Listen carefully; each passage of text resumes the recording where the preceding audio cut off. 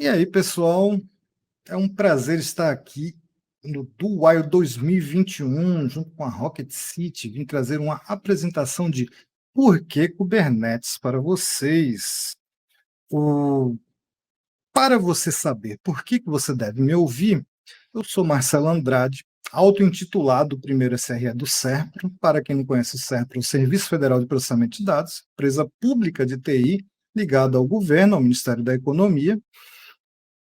E, obviamente, né, auto-intitulado, porque meu cargo é analista de redes, é algo completamente incompatível com o que eu faço hoje em dia. Nunca trabalhei com redes na vida, no final das contas, porque o meu negócio é Linux. Eu mexo com Linux desde 1997, mais tempo do que muitos de vocês talvez tenham de vida. E implanto o Kubernetes desde 2016, na versão 1.4, sendo que eu implanto na nossa infraestrutura própria, em data centers próprios, infraestrutura 100% on-premise, sem qualquer tipo de cloud provider. Se você liga para certificações, eu tenho essas três que estão visíveis aí na tela.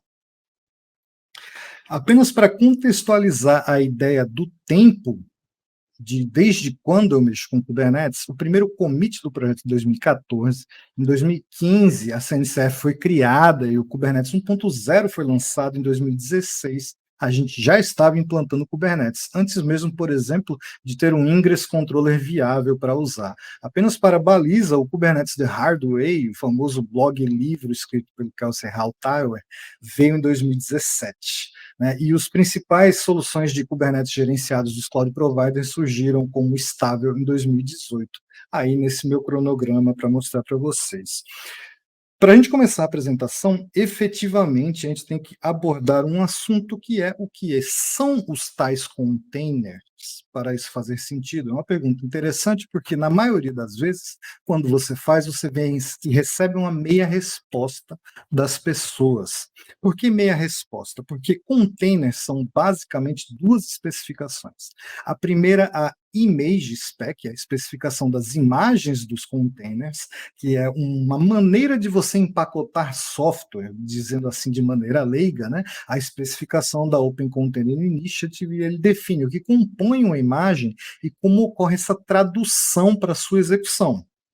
Essa execução faz parte da segunda especificação, que é a especificação de Runtime Spec, que define os padrões para execução de containers e as implementações específicas por plataforma, por arquitetura. No caso do Linux, muito comumente você vai ver a palavra containers associado aos dois conceitos de namespaces e cgroups, embora que você possa expandir isso também para esses outros que eu listei na tela, como as capabilities, File System Jails, Linux Security Modules, e são vários elementos que estão disponíveis para você usar com containers. A segunda pergunta, obviamente, é o que Kubernetes, né? O que é esse software? Eu, particularmente, não gosto de tentar aprender ou descobrir o que um projeto faz pelas descrições oferecidas pelos próprios mantenedores. Normalmente, elas não são tão claras e não te dão bem a ideia do que as coisas são ou fazem. O projeto Knative é um exemplo muito bom disso. Eu prefiro tentar criar a minha própria definição depois que eu estudo o que ele faz, o que ele funciona. A minha definição normalmente é mais concisa, mais simples e talvez te ajude a entender, caso até hoje você não saiba direito o que é Kubernetes, exatamente o que esse software faz. Eu descrevo Kubernetes como um framework de infraestrutura. Um framework de infraestrutura para containers, declarativo e operado de maneira autônoma por meio de controllers. Containers a gente já viu o que é. O declarativo, para a gente entender, tem que fazer o contraponto com o imperativo. O imperativo, você define o como alguma coisa vai acontecer, você descreve instruções para atingir seu objetivo. Quando você está programando, isso é muito comum, você descreve uma série de comandos, faz laços com if, itera lá com for, efetivamente você começa com 0 e você chega no final com o seu objetivo. Quando você segue um paradigma declarativo, você descreve o que você quer. Você descreve o estado final desejado, como esses dois arquivos texto em formato YAML que eu joguei aí na tela, onde eu descrevo um deployment e um service, que é exatamente o que vai rodar no meu cluster Kubernetes, e eu abstraio como eles vão executar Quem é que vai fazer isso aí? Eu não me importo. Quer dizer, eu me importo porque quem vai fazer isso aí são os tais controllers. Os controllers são softwares que implementam o como. Eles acompanham o estado atual do que está em execução naquele momento, e se houver uma divergência entre o agora e o estado ideal, o estado desejado, eles executam as operações que aproximam o estado atual desse estado desejado. Esse processo é chamado de reconciliação. Essas divergências não são normalmente, não são exclusivamente limitadas a casos de falhas ou qualquer outro tipo de problema. Se você vai fazer uma atualização de alguma coisa, você vai mudar o estado do cluster. Quando você envia sua solicitação, modificando o estado, algum controller vai olhar e vai operar em cima disso, caminhando para tentar deixar o estado atual mais próximo do desejado. Uma coisa que é relevante mencionar de coisas interessantes do Kubernetes é que o modelo de controller adotado por ele não é um modelo centralizado. Não existe um único controller. No Kubernetes 1.21 são 38 controllers nativos, cada um fazendo a sua parte. E, além disso, você pode instalar controllers externos para fazer mais coisas. Então, não é a ação de um único controller que resolve o problema, que garante a estabilidade do que você vai fazer. Cada controller efetivamente tenta aproximar o estado atual do desejado, fazendo a sua parte. Então, entendendo agora o que o Kubernetes é, o que são containers, a gente precisa entender para por que Kubernetes fazer uma volta aqui para o passado, porque o mote da nossa conferência é o Build the Future, e entender o passado é importantíssimo e te ajuda a construir o futuro. Nos papéis da tecnologia de informação, você tem basicamente dois grandes grupos. Não são os dois únicos, mas você pode fazer essa divisão macro aí. Os devs, que são, vamos dizer assim, bastante prestigiado pela Rocket City, e que o propósito básico, se você tentar definir em uma única frase, seria eles produzem e evoluem sistemas, eles têm como foco desenvolver e evoluir coisas. E operações, que é o nicho em que eu faço parte, vamos dizer assim. E o foco de operações é a excelência operacional. Nós executamos, implantamos e mantemos. Se você já leu sobre DevOps, provavelmente você já foi apresentado a esses dois conceitos e como eles conflitam. Não tenho como propósito falar sobre isso em especial hoje aqui, não. Expandindo mais um pouco o papel de Ops, que é um pouco negligenciado pelas pessoas, quando eu falo em excelência operacional, eu falo em fazer implantações bem-sucedidas, garantindo alta disponibilidade para o meu sistema, se possível, tolerância a falhas, garantir escalabilidade para que a gente não passe por nenhuma outage. Aí temos Black Friday, temos Natal, temos épocas de compras. Como é que a gente reage a tudo isso? E, claro, segurança, sendo que segurança não é apenas o hardening, a gente também deve se preocupar com as estratégias de disaster recovery. Falando agora de entendimento do que é Dev e Ops, vamos voltar bem no tempo, cara.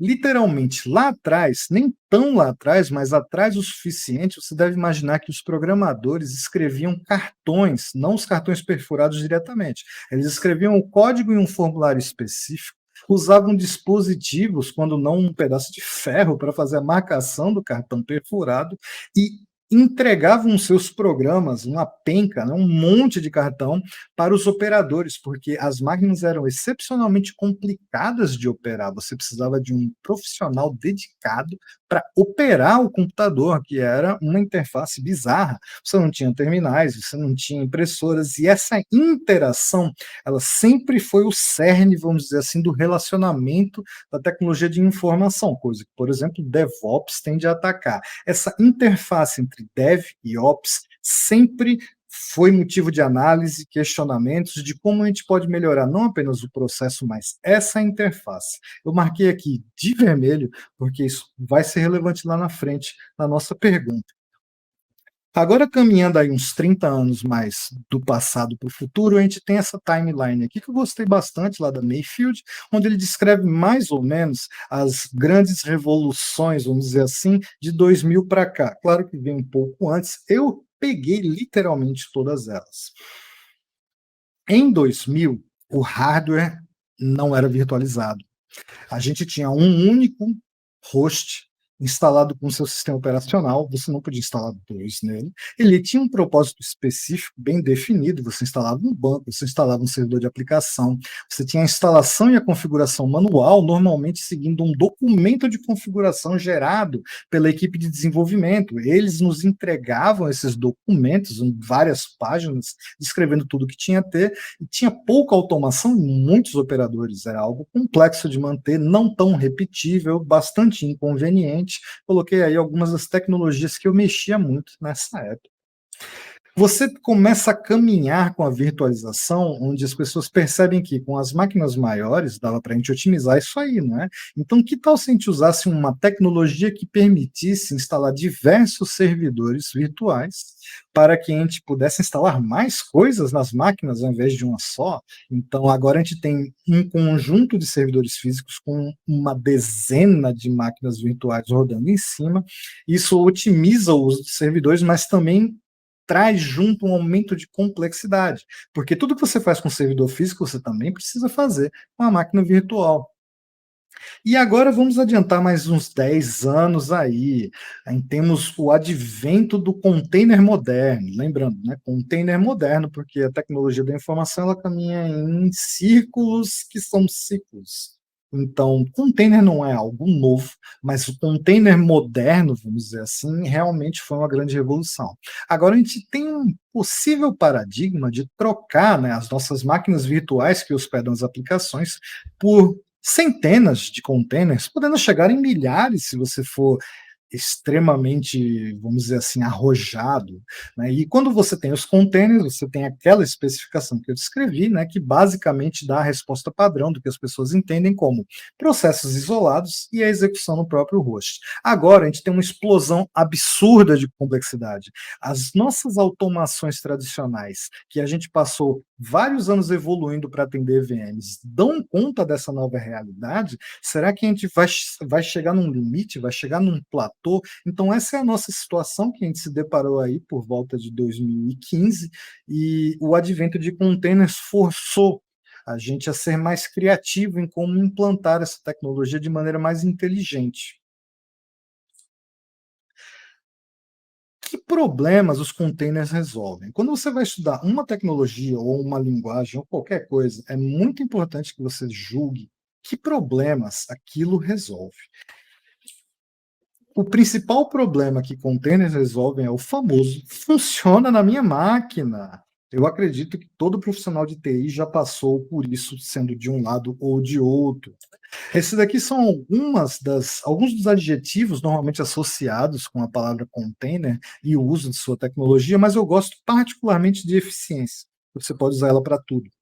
Containers, com relação à eficiência, na ótica de recursos, você tem um menor overhead, porque você não descarta a necessidade das máquinas virtuais que você tinha que manter, que tinha um peso de atualização, de acompanhamento. Agora você tem os containers, menos overhead, não tem a máquina, você pode garantir maior densidade. Para o dev, ele consegue otimizar o ciclo de desenvolvimento com a definição desse padrão bem definido, ele consegue fazer as coisas de maneira mais rápida, e o Ops sempre buscando a excelência operacional.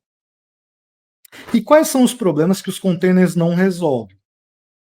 Container, no final, ele é mais um que e não um como. Do meu ponto de vista de Ops, lá atrás eu coloquei num outro slide, o problema continua sendo o mesmo. Eu preciso fazer implantações bem-sucedidas, eu preciso garantir alta disponibilidade, escalabilidade, segurança. Nenhuma dessas coisas foi magicamente resolvido por containers. A especificação de runtime ou containers, a especificação de imagem. A gente consegue algumas melhorias, mas qual é a diferença de subir um container no host e subir um binário que eu instalei com um RPM no host? Não faz tanta diferença assim. Então, o container é mais um que, não um como. Ele veio agregar ao portfólio de recursos que a gente tem para eliminar, principalmente na minha máquina funciona, mas eu tenho o problema de lidar com ele como eu lidaria com qualquer outro software. E, obviamente, para devs, o problema continua sendo o principal, na minha opinião, a interface. Container nada mais é do que o objeto que o dev vai passar para o ops fazer as coisas dele. Então não mudou nada, só mudou o que e não o como. Essa interface é a chave do problema, vamos dizer assim, para normalmente a gente evoluir, passar de nível, passar para o próximo estágio.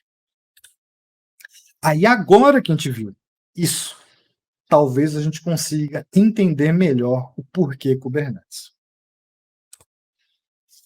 Os containers, eles viabilizam implantações bem-sucedidas. Então, a imagem do container garante eficiência na entrega de aplicação, garante, vamos dizer assim, que você não tenha problemas de dependências ausentes ou incorretas, conflito de versão, conflito com outros softwares instalados no próprio host. Ele descreve perfeitamente a aplicação a ser implantada. Então, a gente consegue ticar esse box aí com containers. O modo declarativo viabiliza também as implantações bem-sucedidas. Eles descrevem cada aspecto que é externo ao container que é necessário para viabilizar a sua implantação. Ele descreve parâmetros e configurações, as integrações, as regras de acesso, uso de credenciais. Você descreve isso de alguma forma, isso pode se adaptar de acordo com os vários ambientes que você tem, desenvolvimento, homologação, produção. A imagem que você vai usar normalmente é a mesma, o que vai mudar é a parametrização. E com um modo declarativo de descrever a sua solução, você pode descrevê-la de cada forma para cada ambiente. Isso é bem interessante. E os controllers viabilizam boa parte dos meus outros objetivos. O controller viabiliza a alta disponibilidade, então as falhas afastam o cluster do estado desejado. Se o papel do controller é manter no estado desejado, quando a aplicação falhar ou um host travar, o meu controller vai operar para corrigir isso. Se a minha aplicação falhou, ele vai lá e a reinicia. Se o host falhou, ele vai fazer de tudo para subir as cargas que estavam executando aquele host em outro lugar. Isso de maneira automática, porque, como eu falei, controllers, entidades autônomas, não há intervenção manual nisso. Além disso, o Kubernetes com seus controllers oferecem escalabilidade. Você quer mais instância? Basta você redeclarar, redefinir quantas instâncias você tem em termos de réplicas. Os controllers vão atuar e vão garantir que aquelas novas instâncias vão subir adequadamente. Ah, mas isso é muito amador. Mas você quer então que o Kubernetes controle a quantidade de instâncias para você? Ele também pode fazer isso. Basta que você declare em um objeto declarativo dele e ele vai fazer esse trabalho para você também. E um que eu acho particularmente mais importante, tudo que eu falei, eu entendo como ser extremamente relevante, mas tem uma coisa que o Kubernetes faz que eu acho particularmente revolucionário. Ele ataca o problema da interface, a interface entre desenvolvedores e a infraestrutura. Então, eu readequaria a minha definição que eu dei em pontos lá atrás, para que entender o Kubernetes como um framework declarativo para containers, operado de maneira autônoma por controllers, que viabiliza a interface entre as equipes de desenvolvimento e a infraestrutura que hospedará suas aplicações. Perceba, não estou falando de interface com a equipe de infraestrutura. Ela faz a ponte, ele permite que o desenvolvedor interfaceie diretamente com a infraestrutura que vai hospedar suas aplicações. Você pode argumentar que existem vários outros recursos, várias outras tecnologias que viabilizam isso, e é verdade, você tem cloud, você tem várias outras coisas disponíveis, mas cada um faz isso do seu jeito. Cada provider, cada solução, cada conjunto de programas que você usa para atingir esse objetivo de resolver o problema do continuous delivery, por exemplo, do continuous deployment, cada um faz do seu jeito. Com Kubernetes, você tem uma maneira relativamente padronizada de forma declarativa de se trabalhar, que você pode subir no Kubernetes da Amazon, no Kubernetes da Azure, no Kubernetes do Google, no seu Kubernetes on-prem que você quis instalar, ou no Kubernetes que você instalou em máquinas virtuais de cloud provider, o conjunto declarativo, a interface é a mesma. Isso faz com que o Kubernetes seja uma das principais maneiras de te aproximar, por exemplo, da ideia de multi-cloud. Ele não vai fazer 100%, porque nada é 100%, nada é perfeito. Sempre vai faltar aqueles 5% que você vai precisar dar atenção, mas enfim, ele ataca diretamente esse problema da interface de uma maneira como eu nunca honestamente vi antes. Por isso que eu acho bem interessante apresentar para a maioria das pessoas, não como usar o Kubernetes, como fazer alguma coisa legal com o Kubernetes, ou como implementar alguma coisa mágica com o Kubernetes. É chamar a atenção das pessoas para apreciar essas qualidades do software, que eu acho bastante relevantes e que pouca gente efetivamente perde tempo explicando, principalmente veteranos ou cursos. Essa visão de qual o problema que ele resolve e qual a grande vantagem que ele traz, eu acho que vale a pena passar para a maioria das pessoas. E com isso acaba a parte importante da apresentação, mas eu imagino que eu tenha falado muito pouco, então eu juntei mais algumas outras coisas aqui que eu posso descrever para vocês como um exemplo de como a gente pode trabalhar e usar o Kubernetes para explorar essas vantagens. Por exemplo, na alta disponibilidade. Como é que funciona isso? Você descreve por meio do Object Deployment quantas réplicas da sua aplicação você vai querer. E essas réplicas serão espalhadas nas várias máquinas que fazem parte do cluster Kubernetes. O responsável por isso é o agendador, o scheduler, que nada mais é do que um controller com um propósito específico para isso. Se você quiser, você pode controlar esse agendamento de uma maneira mais versátil, usando vários recursos. Existem dezenas de maneiras de você interferir no comportamento.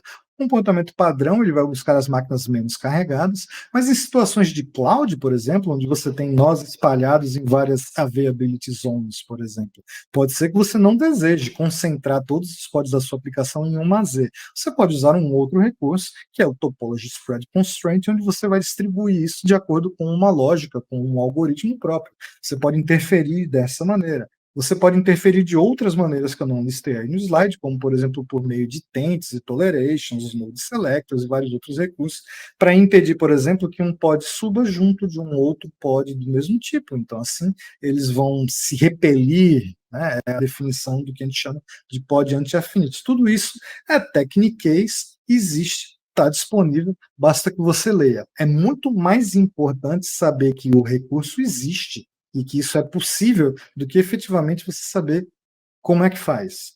Quando você não tem a menor ideia se aquilo é possível, é bem mais difícil.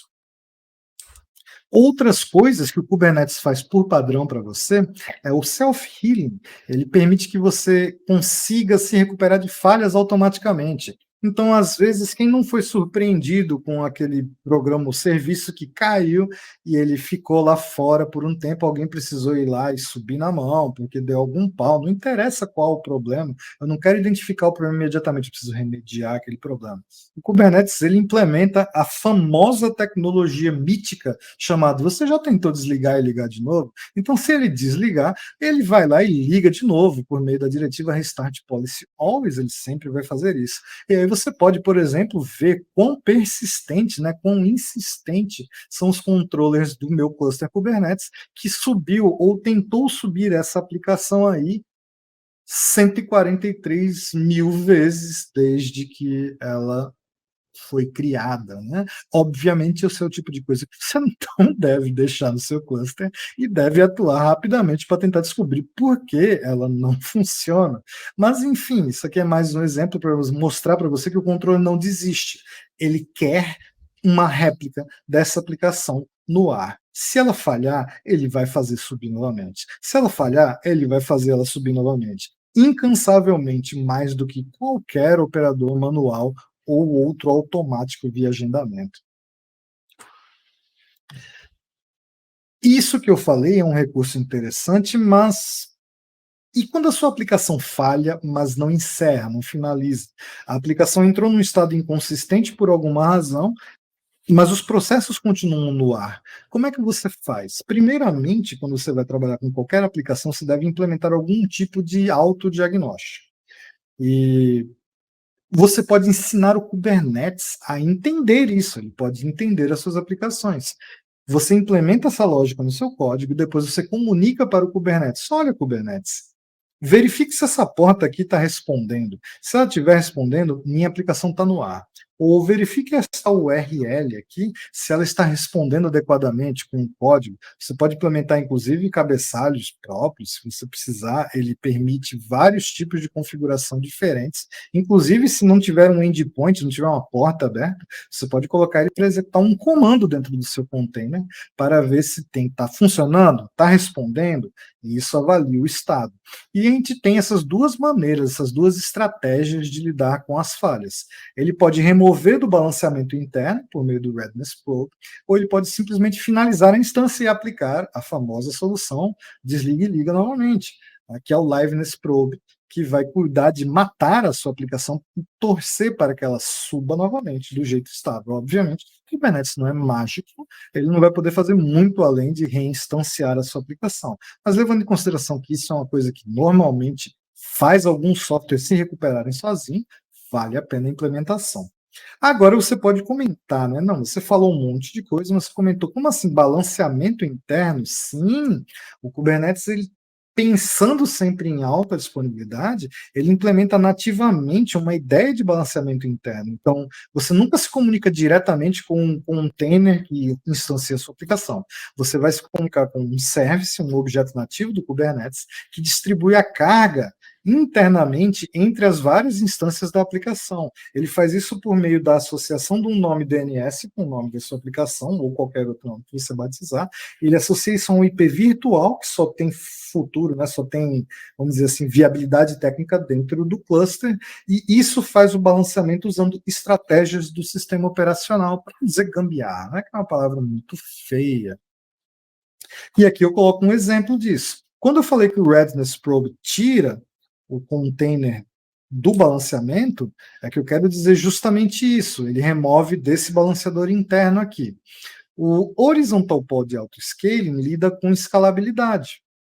Nesse cara aqui, eu configuro o Kubernetes para dizer, a partir de algum conjunto de métricas, que, por favor, subinstâncias até que esta métrica aqui seja satisfeita, né, que ela não fique abaixo do threshold, porque eu preciso, é Black Friday, é Natal, é Dia dos Namorados, eu preciso dar conta. Você cria um objeto desse tipo e ele vai acompanhar suas métricas. Se você precisar especificar alguma métrica customizada, o Kubernetes tem a vantagem de ser extensível e ele pode implementar isso, só depende de você. Talvez ele não tenha a sua métrica, obviamente, nativamente, ele não entende a sua aplicação, mas você pode ensiná-lo a usar. E olha só, uma coisa que pouca gente presta atenção, o Kubernetes também pode fazer o que a gente chama de Vertical Pod Autoscaling. Uma coisa muito comum quando você especifica a sua aplicação é, obviamente, definir o escopo de processamento e memória que ela vai usar. Se ela ficar sobrecarregada, você idealmente deve implementar observabilidade o suficiente no seu ambiente para que você redimensione isso de acordo. Mas você nem isso precisa fazer, você pode terceirizar essa operação para o próprio Kubernetes e ele vai reinstanciar a sua aplicação à medida que ele perceber que ela tem crescido. Isso é uma funcionalidade. Vale a pena mencionar que não é uma funcionalidade nativa da maior parte dos clusters Kubernetes, você tem que fazer. As coisas são tão insanas que o cluster pode até mesmo instanciar mais dele mesmo.